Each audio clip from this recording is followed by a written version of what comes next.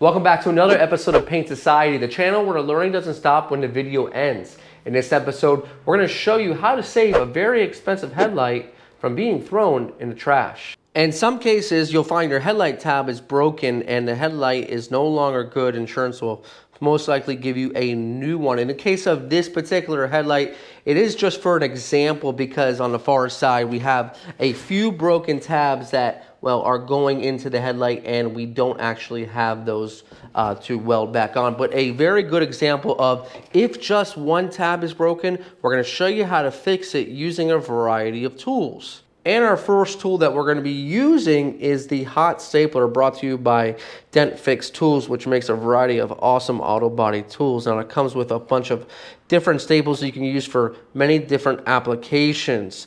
From there, we'll use our airless plastic welder, and our airless plastic welder is really going to help get that tab on there and secure, so we're not going to have to worry about any sort of weakness in the future. Now, both these tools can be used at home. You don't need any fancy compressor. In the future, we'll be showing you the nitrogen welder, which we'll be using at the shop for much sturdier repairs.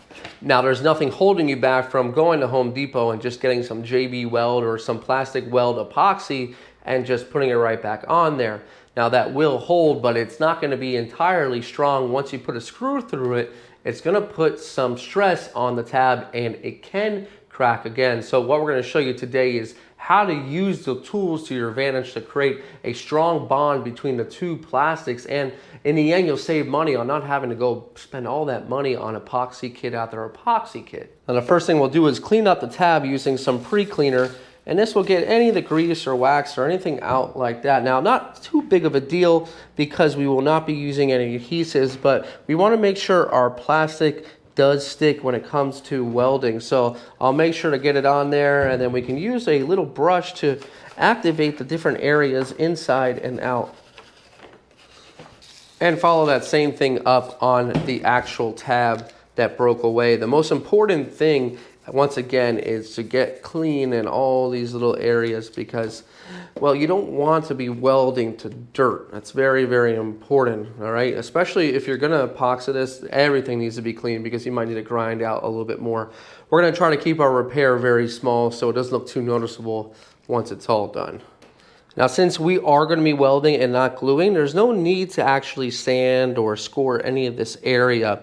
We're actually going to be using a CA glue, which is kind of what I call a super glue on steroids. See, this is the glue, and then when you spray the activator or accelerator, it's going to dry right away.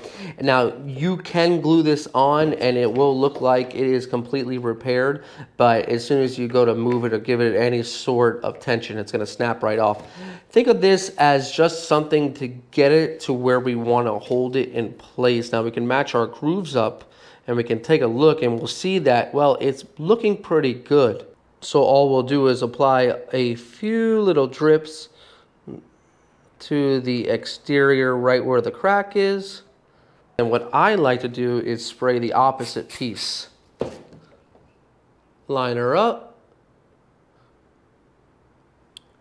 Hold it for a few moments. And there we go.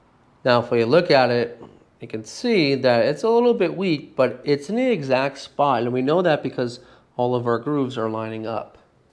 We'll then take some aluminum tape and I'll apply the aluminum tape right to where the bond is between the two pieces.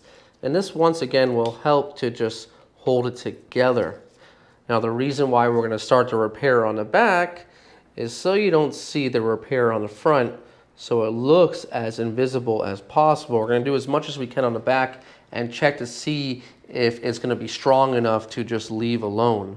We'll now be using our hot stapler. This is what makes all the difference. I chose the high vibration staples. You can see right here, they have a lot of surface area to really hold those two tabs together.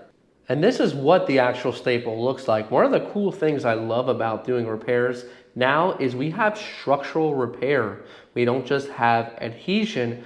With the structure, we know for sure this is going to hold it together. With my staple all loaded, I'll be able to hit my button here. Now, this is not an on and off switch, it's a toggle switch. So as you toggle, it releases heat into these two elements and then it comes together and heats up the staple just enough to heat up the plastic.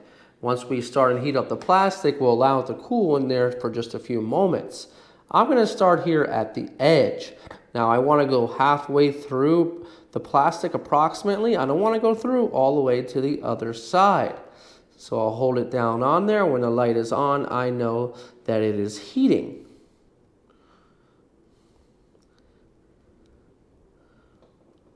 Once I have it set in approximately halfway, I release the light and I'll allow it to cool.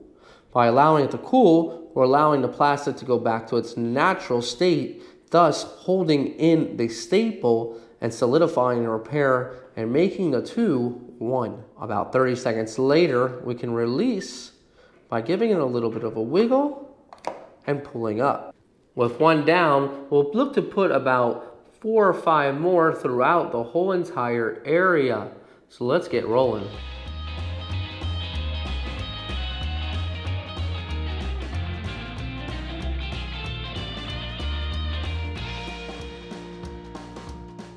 We were able to fit 4 more hot staples. We'll go ahead now and we're going to cut off and grind off the excess trim from the staple.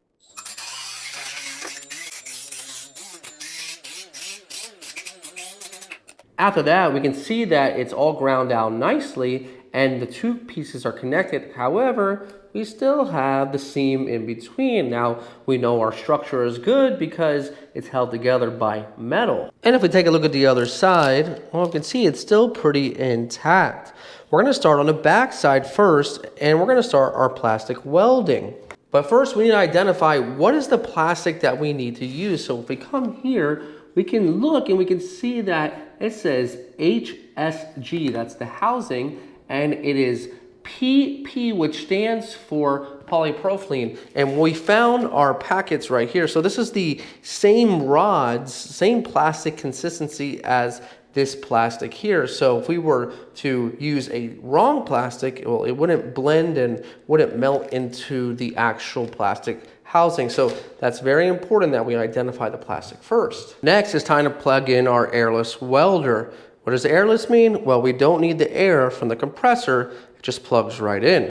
We then find our plastic, which is identified with PP, and we find that it needs to be between 6.0 and 7.0. So we find our dial, and we'll put it between 6 and 7. We'll then allow some time for the welder to heat up. Next, I'm going to use a Dremel tool to groove out exactly where the crack is.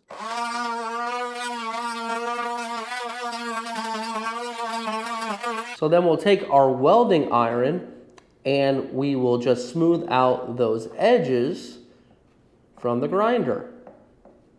And now we have a nice valley right here. So then we go back to our bag and we'll go ahead and get one rod out of our bag that we'll be using for our headlight. And that rod will fit nicely into this little hole right here, which will melt it at the rate of which we move. It comes right out the other end right there. Now this is the most important part, and the reason why you want to select the correct heat level, because you don't want to melt the plastic too much and burn it past the point of it adhering to the original plastic on the headlight. So we're moving at a slow rate and pushing in the rod at a slow rate so we can get as much material as we can into that V groove. I'm working about a ½ inch area at any given time. We can see it's starting to even out, and that valley is now becoming full of the proper plastic. Don't worry about any of the excess plastic on the ends. Once we're all done, we can smooth that into the original plastic and make it look a lot better and stronger. Don't want to put any sort of pressure on that tab. We're going to want to allow this to properly cool off before we test it to make sure that the plastic has dried properly. See, the plastic actually cools, and that is how it dries. Now once we finish the middle, we'll come here on the outer edges and we'll just work that in to the original side of the headlight. Toward the end, I can see we need a little bit, so I'll go ahead and just reapply in this area. All set. Allow this to cure for a good 10 minutes. Once it's cured, we can see we have a much better bond, and I'm applying a good amount of pressure here. You can see I'm really moving it vigorously, and it's just not going anywhere. That's awesome. Let's flip it over. Now on this side, yeah, it looks pretty good, but I see a little flexing within that crack. So we're gonna handle this differently so we don't destroy the outer appearance from when you open up the hood and take a look at the tab if this is not covered by a engine panel. So instead of using our Dremel tool this time and making a big valley, we're just going to weld along this area using our plastic welder, and we're first going to make our valley with our iron instead. And what this will do is this will make our valley much smaller instead of getting all of that plastic ground out like we did on the back side. On this side, it will not require as much weld, so I'm using that same exact welding rod as we did from the front side, and we'll move at a little bit of a faster speed this time. And what we're doing is we're melting those two pieces of plastic together with our newly acquired rod.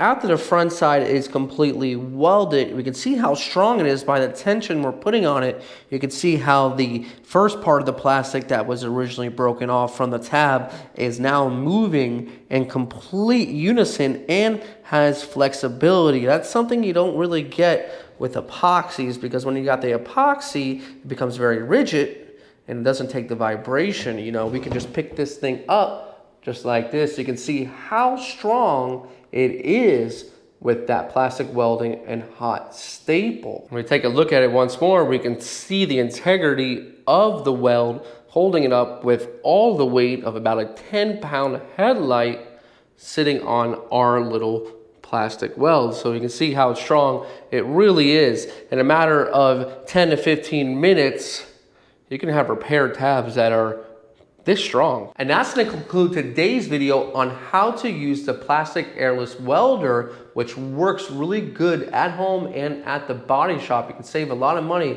especially nowadays with headlights that can cost upwards of $700 up to $1,400 and even more. We don't want to throw them away just with the broken tab. So I hope this video helps you, and I hope it helps you on your project. If you have a different way of doing it, make sure to let me know in the comments. I would love to see it. Until the next one, guys, this is Brian from Paint Society reminding you, don't overthink it. It's just paint. I'll see you guys on the next one.